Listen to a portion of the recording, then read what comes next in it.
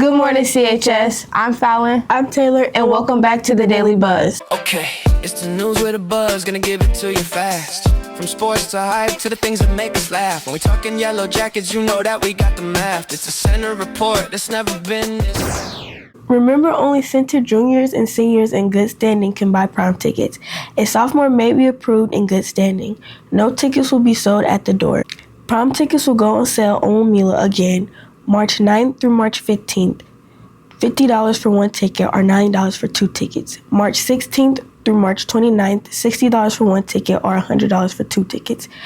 March 30th through April 5th, $70 for one ticket or $110 for two tickets. April 6th through April 10th, $80 for one ticket or $102 for two tickets. The Yellow Jacket Early Learning Center staff enjoyed heart-shaped bagels as a special treat for winning the Strive and Sustain Retention Award of the month of November.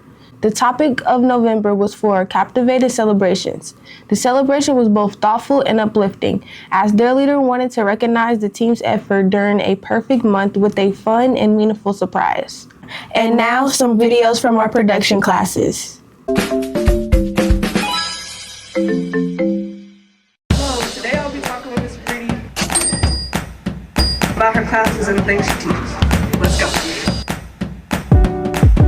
You sorted around and all the tools that you use in your classroom? I would love to do that. Let's go back to the lab part.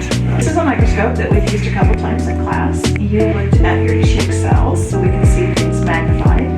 And right now we've been growing onion roots in class and seeing how different chemicals increase or decrease their growth. And you can actually look in the microscope and you can see mitosis of some of those cells. So that's why we use that. The onions that I'm using for my class, me and my group decided to use caffeine just because we wanted to see how they would grow in the liquid that we use. And then this one is the only controlled one with water. And now I'll be talking about Claudette Colvin. She was born on September 5th and was an American pioneer of the 1950 Civil Rights Movement and a nurse aide.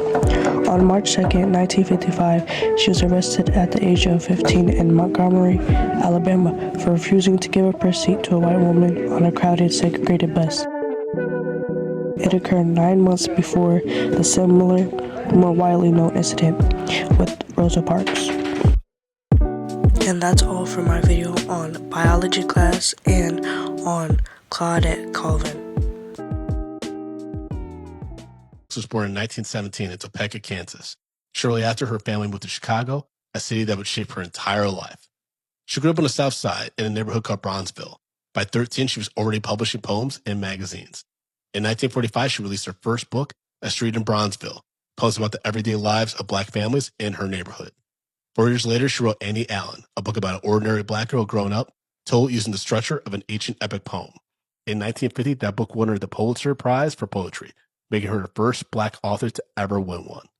Ironically, she later said that when she got the call, her electricity had been shut off because she couldn't pay the bill. After 1967, she shifted her work towards the Black arts movement, mentoring young poets and publishing with Black-owned presses. She spent her own money funding poetry contests for kids, reading in schools, prisons, and hospitals. Gwendolyn Brooks wrote over 20 books in her lifetime and turned the lives of ordinary people into extraordinary poetry.